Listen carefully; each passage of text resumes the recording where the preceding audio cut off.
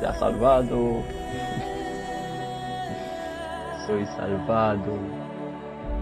Soy salvada. Très bien. Que la tentation te trouve déjà chargé, toujours chargé, toujours chargé. C'est pourquoi un chrétien commence sa journée à genoux.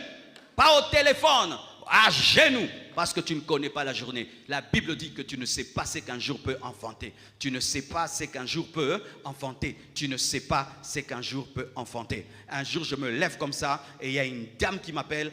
Viens, passe à la maison. Quand seulement elle m'appelle, l'Esprit de Dieu me dit, elle veut te piéger. Prends ta femme, allez ensemble. Et on part avec ma femme et on arrive. Ah, c'était vraiment un attentat qui a raté. Mais comment j'ai entendu? C'est parce que j'avais déjà chargé l'antenne. Sinon, je serais parti sans ma femme. Et c'est sûr, je n'allais pas tomber. Histoire. Alléluia. Frère, tu ne connais pas une journée. Il y a des journées qui commencent bien et qui finissent mal. Il y a des journées où on a décidé que tu dois adorer une idole. Il y a des journées où on a affamé un lion et on a dit qu'il va te manger. Mais si tu as prié, tu domineras le lion, tu domineras la statue. Soyez des hommes de prière, soyez des hommes de prière, soyez des hommes de prière, soyez des femmes de prière, soyez des hommes de prière. La prière révèle l'humilité. Un homme qui prie et qui a la victoire sur la tentation n'est jamais orgueilleux parce qu'il sait que ce n'est pas sa force. Comme le téléphone n'est jamais orgueilleux d'appeler. Pourquoi? C'est l'énergie de la snelle. Lorsque ta sanctification provient des genoux et tu pries et de la grâce de Dieu, jamais tu vas t'enfler et te sentir supérieur aux autres parce que tu sais que sans Dieu, tu ne peux rien, comme un téléphone ne peut rien sans l'électricité. Nous tombons dans l'orgueil lorsque tu penses que c'est ta discipline qui suffit. Ainsi tu penses, j'ai fait. Non, j'ai prié et Dieu m'a donné sa force et j'ai dit non. La chair est faible, l'esprit est disposé. Priez, priez. Et Jésus a prié afin d'affronter sa destinée. Même s'il ne voulait pas boire la coupe, la prière lui a donné la force d'affronter sa destinée. Mais ses disciples qui se sont endormis ont renié Jésus. On dit, je ne le connais pas. La différence entre ceux qui prient et ceux qui ne prient pas. Ceux qui prient affrontent leur destinée et parviennent à l'atteindre. Mais ceux qui ne prient pas refusent leur destinée et disent, je ne connais pas cette promesse. Pour vaincre le péché, tu dois te considérer comme mort au péché. La Bible dit ceci, te considérer comme mort au péché et te déclarer aussi comme mort au péché. Considérer et déclarer. Réaliser que tu es mort et dire que tu es mort. Romains 6, 10 à 11, la Bible dit, car il est mort et c'est pour le péché qu'il est mort une fois pour toutes. Il est revenu à la vie et c'est pour Dieu qu'il vit.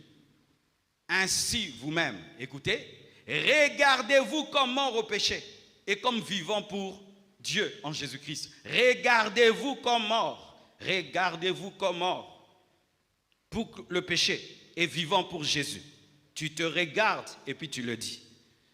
Chaque jour, quand je prends la Sainte Seine, je dis je suis mort au péché. Comme Christ est mort pour le péché, je suis mort au péché. Ce n'est plus moi qui vis, c'est Christ qui vit en moi. Quand tu le dis, tu le deviens. N'oubliez pas, tout ce qui existe était créé par la parole. Même la sainteté par la parole. Oui, mes frères, même la sainteté par la parole. Créez la sainteté par la parole en déclarant l'œuvre de Christ pour vous. Jésus est mort pour que tu sois mort et tu es mort. Je n'ai pas besoin de monter sur la croix pour être crucifié. Moi, je monte par la foi. Alléluia. Ainsi, ce qu'il a fait pour moi devient à moi par la foi. Je suis mort au péché. Dis, je suis mort au péché. Et quand tu es mort au péché, est-ce qu'on peut tenter un mort? Est-ce qu'un mort peut tomber dans le péché? Le mort ne tombe pas dans le péché parce qu'il est mort au péché. Et on ne peut réveiller le mort pour pécher parce qu'il est déjà mort. Frère, si tu es mort, tu ne pécheras pas. Tu pêches parce que tu es vivant. Et Christ est mort pour que tu meurs. Et il est ressuscité pour que tu aies une nouvelle vie en Jésus. Tu dois réaliser qu'en Christ tu es mort et tu sentiras la puissance qui tue la chair. Dernièrement, quelqu'un entre dans mon bureau et il me dit des choses. Plus la personne parlait, moi au lieu que je sente même des désirs et des besoins, je me sentais comme si, plus elle parle, je suis paralysé. Je sens vraiment que plus elle parle, plus que la mort entre moi. Et puis elle m'a dit, mais toi tu ne vois même pas les femmes. Hein. J'ai dit, moi je les vois comme je vois une belle voiture, une belle maison, je vois. Mais ce n'est pas parce que je vois que je dois prendre, parce que toute voiture n'est pas à moi. Frère, là, je ne te parle pas des efforts, je te parle d'une réalité spirituelle. C'est-à-dire que tu as maintenant en toi téléchargé un système qui fait que quand il y a la tentation, toi, tu meurs. Oui, tu meurs. Les apôtres ont vécu avec des belles femmes. Ils n'ont jamais rien fait. Pourquoi? Ils étaient morts. La puissance là opère. Mais comment tu l'as? Par la foi. Par la foi. Dites la foi. La foi. Tu te considères comme mort et tu meurs.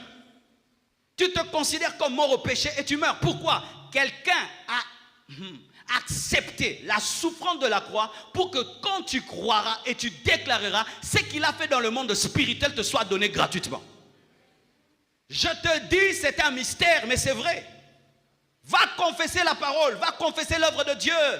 Va confesser ce que Christ a fait pour toi et déclare que je suis mort au péché, je suis mort au péché. Et tu ne pourras plus commettre le péché parce que le mort ne pêche pas. Et tu ne seras vivant que pour servir Dieu. Tu ne seras vivant que pour des bonnes choses. Et quand même tu vas décider de faire le mal, tu n'arrives pas à faire le mal parce que c'est mort en toi. Ah oui mon frère, il y a des niveaux tu atteins, même si tu dis, vraiment, je vais lui rendre le mal pour le mal. Mais tu te rends compte que tu lui causes toujours. Je ne veux plus lui parler, mais tu lui parles. Pourquoi? Tu es tellement mort à la rancune, mort à la haine, que même si tu ne veux pas pardonner, tu as déjà pardonné. Qui fait ça? Si tu peux faire ça dans le domaine du pardon, tu peux faire ça dans le domaine de la sanctification, de la pureté, tu peux le faire. Ou en toi maintenant, tu as une nature qui refuse de faire le mal. De la même manière que le païen est à l'aise dans le péché, toi tu es maintenant à l'aise dans la sainteté et entré dans le péché, tu sais que tu fais, ton cœur commence à battre, tu me mets nous. Et tu atteins ce niveau où David, rien que couper le pan de la robe de Saoul, son cœur a tremblé comme s'il avait tué. Il n'a pas tué, le sang n'a pas coulé, mais son cœur de sainteté ne pouvait même pas supporter qu'il coupe le vêtement d'un roi. Frère, ce sont des choses que Dieu peut te donner. Par la foi, tu réalises et tu confesses.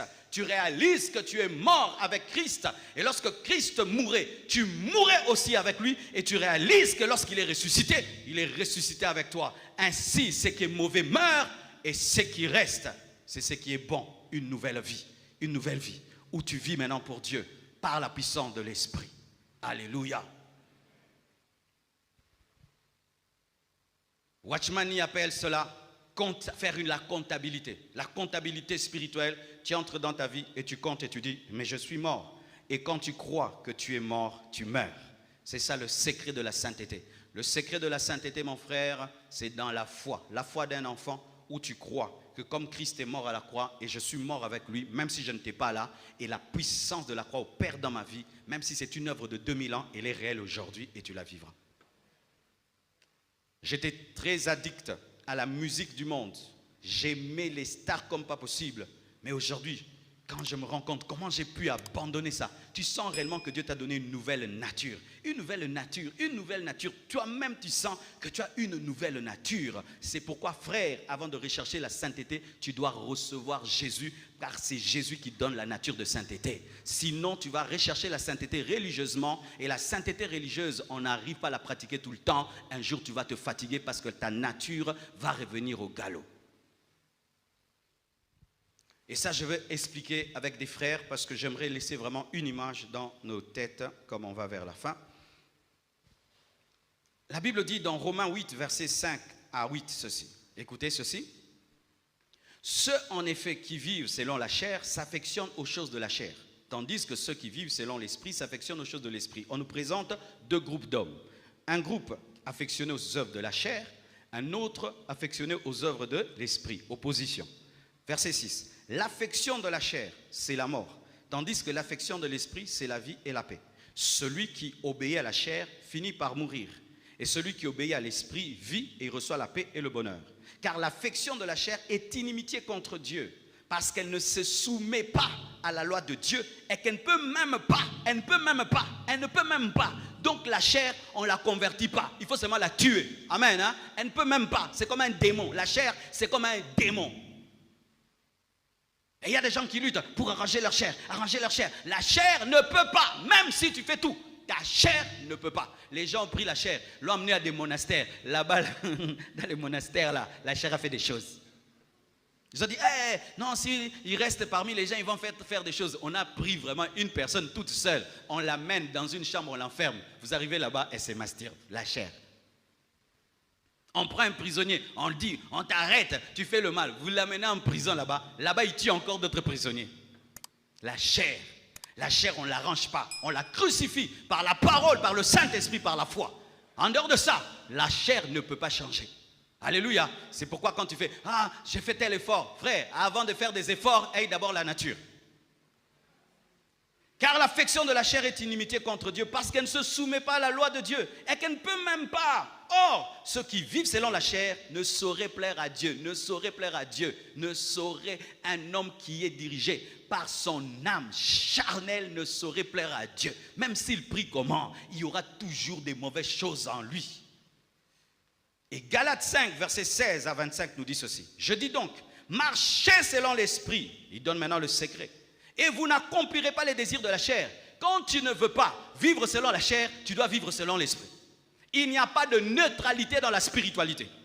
Soit c'est noir, soit c'est blanc. Il n'y a pas gris. Je répète, soit c'est blanc, soit c'est noir, il n'y a pas de gris. Soit c'est la chair, soit c'est l'esprit. Il n'y a pas de milieu. Il y a des gens qui disent, moi, je ne suis ni avec Dieu, ni avec le diable. Je suis au milieu. Ça n'existe pas. Si tu n'es pas avec Dieu, tu es avec le diable. Et si tu es avec Dieu, tu es contre le diable. Alléluia. Il n'y a pas de neutralité spirituelle. Même quand tu penses n'avoir pas choisi, tu as choisi. Car celui qui n'a pas choisi a choisi en ne choisissant pas. Quand tu refuses de choisir Jésus, tu as choisi le diable. Même si tu n'as pas choisi le diable, tu l'as choisi. Parce que si ce n'est pas Jésus, c'est le diable. Marchez selon l'esprit. Et vous n'accomplirez pas les désirs de la chair. Car la chair a des désirs contraires à ceux de l'esprit. Contraires. C'est pourquoi tu sens dans ta vie, il y a ça. D'un côté, des fois tu aimes la prière, des fois tu n'aimes pas la prière. Des fois tu te sanctifies et puis tu regrettes de te sanctifier. Des fois tu te donnes à Dieu et puis tu regrettes. Des fois même tu donnes à Dieu et puis tu regrettes pourquoi tu as donné. Des fois, donc il y aura cette lutte en toi. Même si tu es né de nouveau, il y aura cette lutte entre l'esprit et la chair. L'esprit et la chair. Une lutte jusqu'à ta mort. C'est pourquoi tu dois garder la garde haute jusqu'au bout. Ne dis jamais, maintenant je me relaxe. La chair est vaincue. Tous les jours de ta vie, il y aura une lutte. Et il y a un détail, ça me troublait avant. Ce verset-là, il fut un temps, je ne le comprenais pas, je sautais. Fais ça aussi. Quand tu ne comprends pas un verset, ne le prêche pas, saute-le. Jusqu'à ce que tu le comprendras. Tu vas prêcher des hérésies. Alors, voici quelque chose qui me troublait. Écoute ça. Écoutez. Marchez selon l'esprit et vous n'accomplirez pas les désirs de la chair. Car la chair a des désirs contraires à ceux de l'esprit et l'esprit en a de contraires à ceux de la chair. Écoutez maintenant, ils sont opposés entre eux afin que vous ne fassiez point ce que vous voudriez.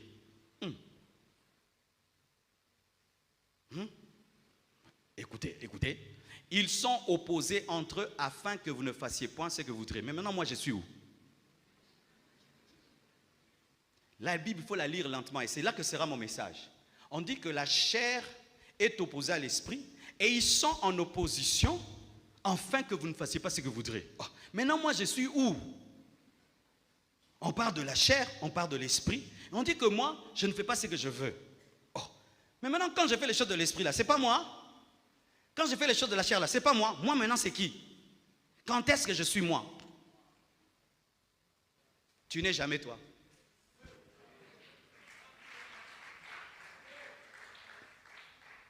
Quand tu fais une chose, ne dis pas c'est moi. Non, tu es soit sous l'influence de l'esprit, soit de la chair. En soi, toi, tu es comme une voiture. J'ai besoin de 5 personnes, je vais expliquer ça.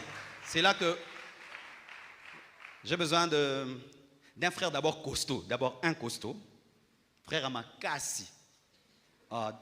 Parmi mes gardes là. Oui, frère, viens. Jonas n'est pas venu aujourd'hui. Jonas à l'équipe nationale Amakassi. Jonas, viens. Lui, c'est un maître. Il m'apprend la boxe. Vous savez que je fais aussi la boxe. Ce n'est pas un péché. Hein. C'est en cas de... Frère, si pendant que tu es à la maison, quelqu'un entre dans la maison et commence à taper ta femme, tu vas prier. Rousaya Baba Shaya. Je te paralyse. Ozoa genou. Et puis, na sambelelio. Et puis, na pekisio. Au bande de la société. Lui, c'est toi. Amen. Toi, tu es faible. Lui, c'est la chair. Lui, c'est l'esprit. Lui, la chair, c'est lui, hein? Chair, c'est lui. Lui, c'est Satan.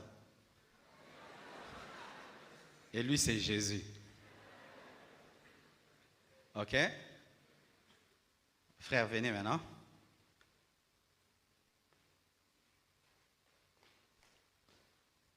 Lui, c'est ton corps. Oui, cache les frères. Ok, c'est ça la réalité. La réalité, c'est que tu as un corps. Ok? Et toi, tu as la volonté. Quand on dit, toi, la volonté. Amen, hein? C'est le volant, la volonté. Et là, c'est l'esprit, le bon côté de toi. Et c'est Jésus qui vit dans ton esprit. Et Jésus en lui a le Saint-Esprit tout. Amen. De l'autre côté, il y a la chair. La chair, c'est cette nature que tu as. Quand tu es né, tu es déjà penché vers le mal. On ne t'enseigne pas le mal. Tu es pécheur de nature. Et là, maintenant, il y a Satan qui vient à côté de la chair pour l'utiliser à influencer ta volonté. Amen. Maintenant, voici. Premier cas. Le cas d'un homme qui n'a pas Jésus. Il a sa volonté, il est charnel, et il y a le diable. Partout où lui va, tu suis. Ok?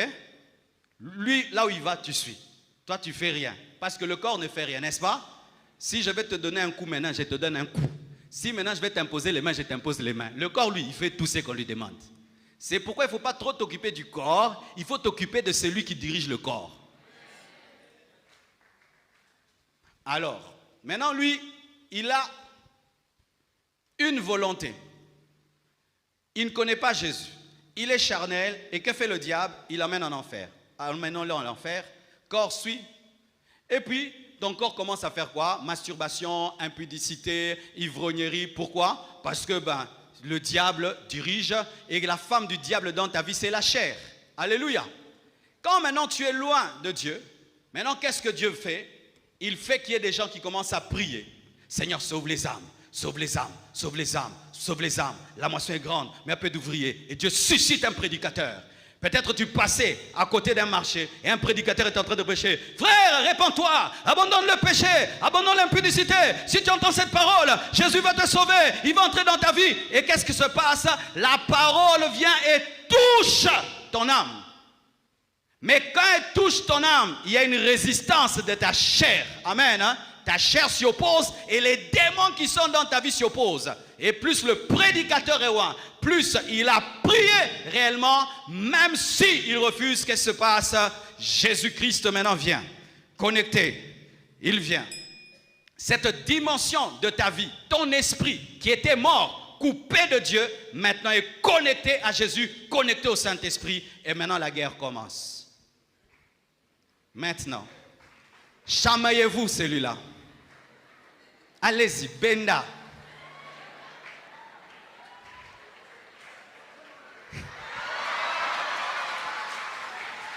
Tu vois, la guerre est forte, hein? Il se déconnecte de Dieu, il rentre dans le monde.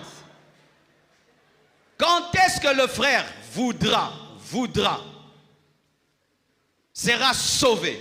C'est lorsque son esprit, dans lequel est Jésus-Christ, pourra le tirer. On y va, on y va, on y va. Et qu'est-ce que se passe avec le corps? Le corps, il suit le mouvement. Le corps, lui, ne fait rien. Maintenant, ce frère-là, pardon. Le frère ici, est-ce qu'il fait quelque chose? Qu'est-ce que lui fait? Il subit. C'est ce que tu fais dans la vie. Tu ne fais que subir. Maintenant, que faut-il faire? Jésus dit, priez. Priez. La chair est faible, l'esprit est bien disposé. Tu vois, le frère, lui, nous dérange, non? Il n'est pas trop fort. Maintenant, un esprit faible. Un esprit qui jeûne. Un esprit qui jeûne. Frère, fais vite, fais vite. Plus tu pries, plus tu jeûnes, plus tu te nourris de la parole de Dieu, tu as maintenant un esprit musclé. Parce que même si Dieu est puissant, si ton esprit est faible, tu vas demeurer au même endroit. On y va.